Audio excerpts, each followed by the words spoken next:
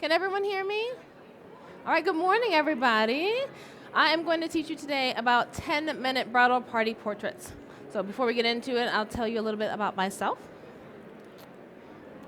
So I'm Michelle Harris. I am a Sigma ambassador. I am a destination wedding photographer based out of DC. And I am a mother of 3. I have 2 girls and a little boy. And I love everything The Office, rose gold, and all things cheese, except nacho cheese, because nacho cheese is not real cheese. In case you didn't know, it's not real. I'm also the owner of Layla Chanel Studios. That is my associate team, where I have over 20 photographers who shoot weddings for me every year. And then I am the leader of the M. Harris Hustlers community, which are my photographers. So if you would like to join that, that's on Facebook, M. Harris Hustlers.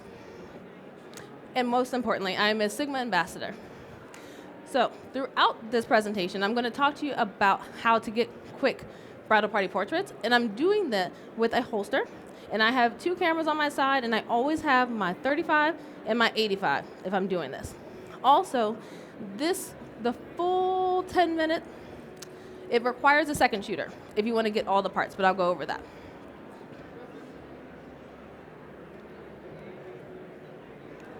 It's not moving. Okay. Okay, so first we're going to go over the 3 P's of the 10-minute bridal party portraits, because it doesn't start right when you're about to go do the bridal party portraits. It starts at the beginning of the day, really, really early, because the first P is prodigious, and that means to create amazement or wonder. And what I mean by that is you have got to dress extremely professionally.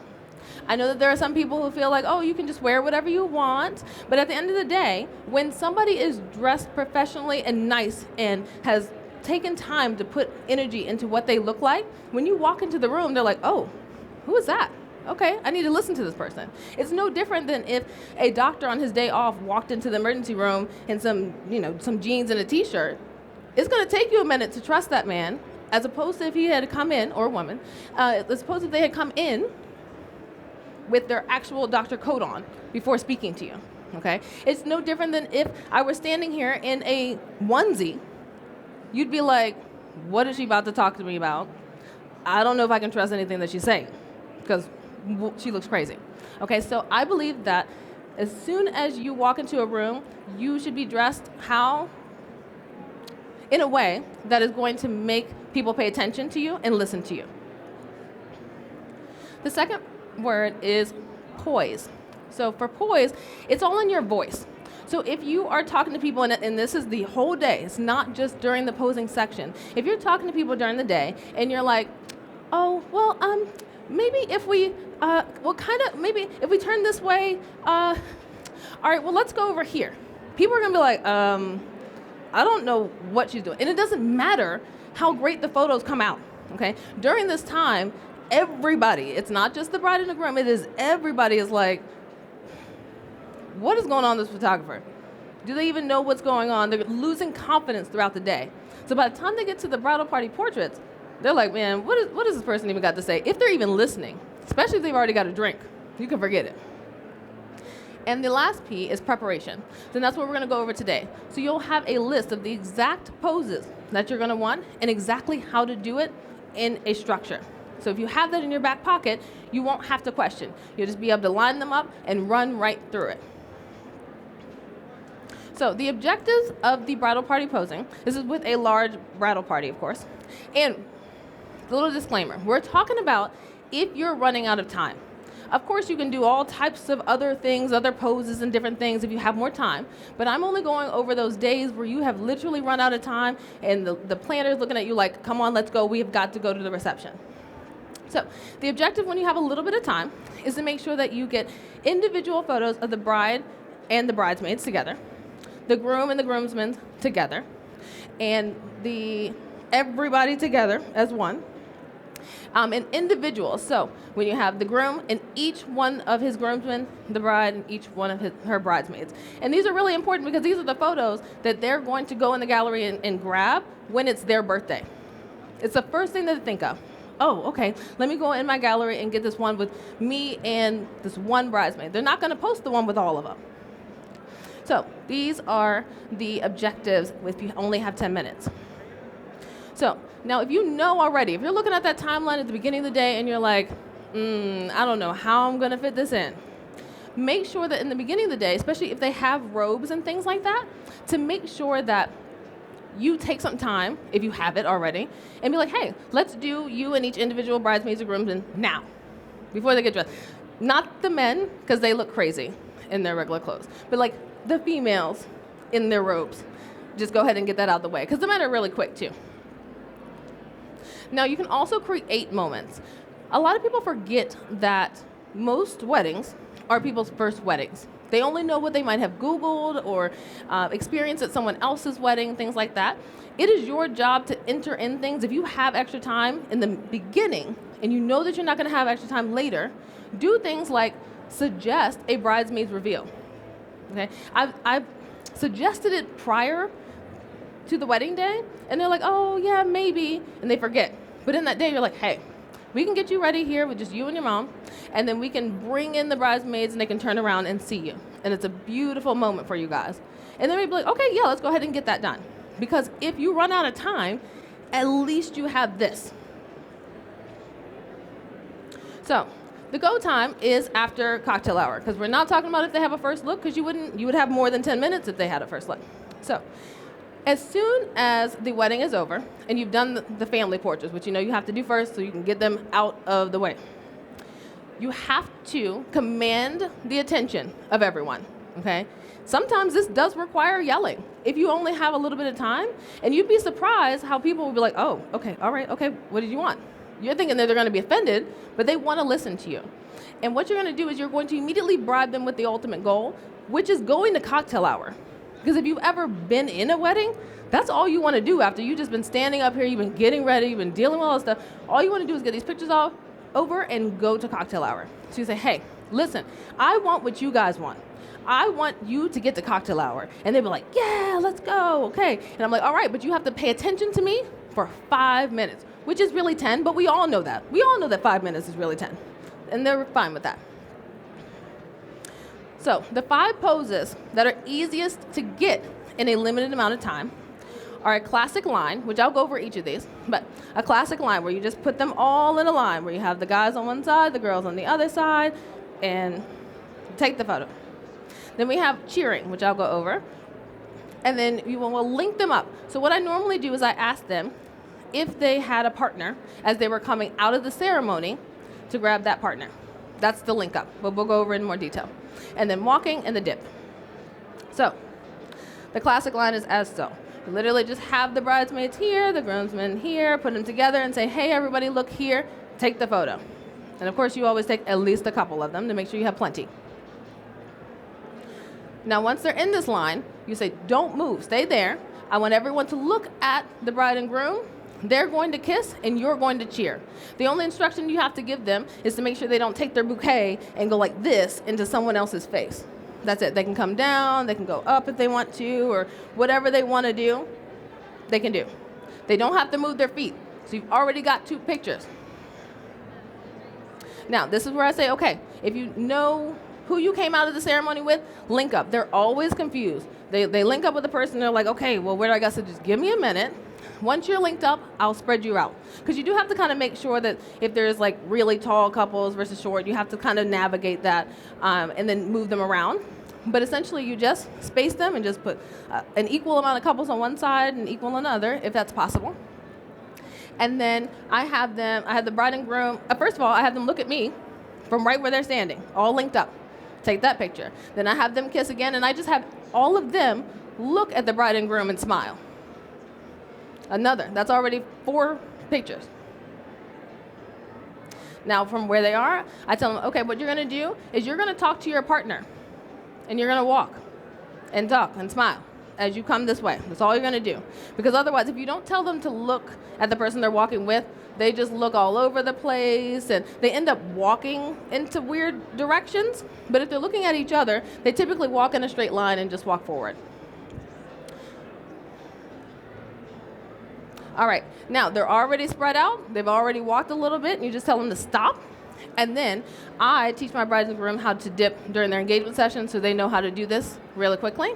But if you don't know how to do the dip, I will explain exactly how I tell them to do it. So I always tell the man to stand shoulder width apart. And then I tell him to hold out one of his arms and that she's going to put her back here. Now what's important is that he only uses his upper body to bend, okay? Where people go wrong is they try to do this and all of the weight is right here. So if they're not strong right here, everybody's going down, okay? So you have to do it from here and you do it here because it pulls in your back. And everybody knows that your back muscles, your back of your leg muscles and things like that are stronger than your one leg here, okay? Now, for her, she has to hold around the back, okay? Sometimes they try to do this, like around the neck or like just around their arm and do weird stuff. But the way that they're gonna feel the most confident and comfortable is when they're around his back, okay? And then I tell them that what they're gonna do is they're gonna bend back and he's gonna hold her because he's gonna wrap both arms around, and that the leg closest to me is going to pop out and point. Now, it doesn't matter in this photo and most because she has a pretty long dress, but if you can see her foot, it is incredibly important that she points that toe, okay? And I show them, I'm like, listen, this is not cute, okay? You have to do this, okay? And sometimes they don't understand until you really show them, all right? So I just have them dip. And another important point, if they have a bouquet and you're wanting to show it off, it is very, very important that you have them hold the bouquet like this so that the flowers are facing the camera, all right? Now this is for florists because florists have taken a lot of time to put that bouquet together, all right? And they want to see what they did. They call when you shoot it down like this, lightsabering. It does absolutely nothing for their bouquet. They hate those pictures, and they're not going to refer you because they know that they're going to get pictures of the stems and a couple flowers on the side. All right, so it is your responsibility to make sure that you hand it to them where you can see the bouquet. So, like I said at the beginning, you do have to have a second shooter if you're going to get this all done in 10 minutes. If you have 15, you can still get this done. But if you're doing 10 minutes, you're going to divide and conquer. So you're going to send your second shooter with the guys the same way that they've been the whole day, and you're just going to separate them. Guys go over here, and not far. You don't have to move far. You're just going to tell them to step over there, and you're going to step over here, and you're like, all right, cool. So we're going to do individual photos. So stay in your line, and I'm going to have you come up, take a picture, and then the next. And I literally just run right through it. I take the picture, say, okay, next, next, next, and they just run up, smile, and they're gone.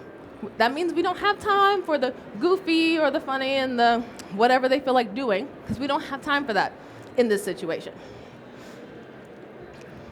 So when I'm shooting the ladies, I also make sure I make them come all together really quickly, and I take a close picture of the bouquet. Once again, this is for the florist. And then I back up and do another one, and then it's very easy once they're all together to just have them take a couple steps and walk. And then you can put them in the line. Or you can do this after the line. And for the guys, I do the exact same thing. I'm a big fan of putting them in the V. And so I do that, and I do it a couple different ways. So as you can see, I put it where you always crop people. If you're not going to have their whole face, you always crop them right above the nose, right here, okay? It looks very weird if you crop them with just their mouths. Also, if you're going to be talking about cropping, it's a whole separate thing, but to always make sure that if you're cropping anything, to make sure it's above the knee. Okay? And that goes for all different types of portraits. If you don't have their whole foot and whole shoe in the photo, crop it right here. And it makes everyone look really good too, okay? Because if you have like this much, it's not as cute if you cut it off right here. All right, so it's the same for the guys. Have them stand there, take a couple quick pictures, and okay, yeah.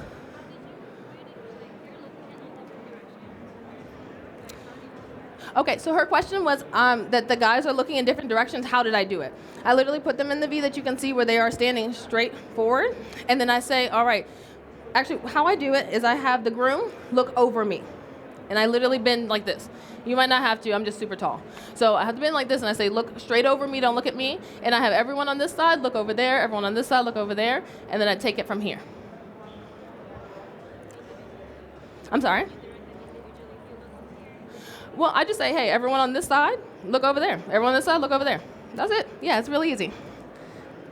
And then from there, I'm gonna be like, hey, I always pair the groom and the best man to walk and talk to each other. I don't really care what the rest of them do, honestly. And I'm just like, all right, let's walk, and we're done. All right, so, did it. Okay, so the 3 Ps are prodigious, which at the end of the day is dress as nice as you possibly can, comfortably for these weddings. And ladies, if you don't want to wear, something really fancy or anything, you can wear as plain as this black. Hello? Okay. As plain as this black dress, and just do your makeup. It doesn't matter that it's going to potentially melt off later. Okay? You started the day where you look like you know what you're doing. That's what's important. Okay? So just do your hair and makeup. Sorry guys, there's nothing else for you except to wear a button-up shirt, tie, like just look nice. I personally cannot stand when men show up and they just have on some like maybe slacks and like a t-shirt with a logo on it or something like that. That doesn't make you it makes you look like you take pictures, but it doesn't make you look like you are going to command this room and you know everything that you're going to do. It's not the same. If you see a man wearing that and you see a man wearing a suit and tie or anything close to it, you're going to be like, okay, they definitely know what they're talking about. So that's prodigious. And then poise, it's all about your tone in your voice when you're telling people what to do, and that is throughout the entire day. If you're posing anyone at any point in time and you're like, all right, well maybe, and just a little, they're not going to believe that you know what you're doing. And then the last one is preparation. So you now know the 5 goals if you only have 10 minutes, so you're prepared. You know exactly where to put them, what to do. Okay, so if the 10 bridal portraits, the bridal party portraits in 10 minutes was helpful for you, I also have a 48 couples in 8 minutes if you want to have access. It is free for you guys that get it right now. It's normally $48 if you use the QR code. And that's it. I have 2 minutes for questions if anyone has any. Yes, ma'am.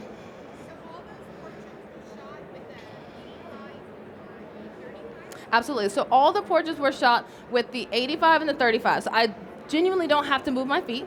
So everywhere where I had them line up, dip, pose, all the things, I stood still with my camera and my 35. And then when I went to go do the individual photos, I used my other camera with the 85 because I can get just the bride and her bridesmaid, and I don't have to move. So everything you saw that was zoomed in, I did not move my feet because what you're trying to do is have a little amount of movement as possible for yourself and for them.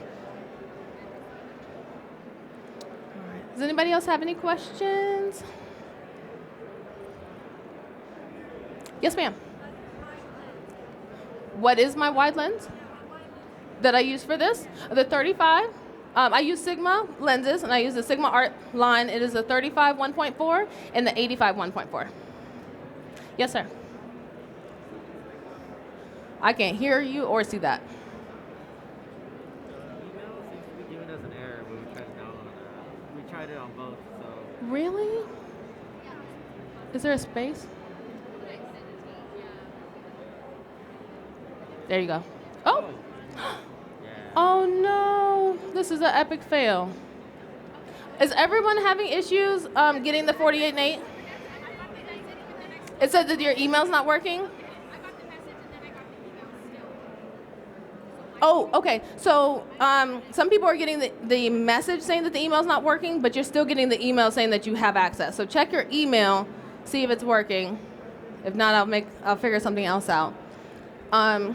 The other thing I can do that I can easily find you is if you go to my group on Facebook, it's the M. Harris Hustlers, and if you press to join my group, it'll ask you 2 questions, and then when you come in, I'll make a post and say, hey, whoever couldn't get this, let me know, because I'm not giving it to anyone outside of you guys right here and anyone that comes to my class tomorrow.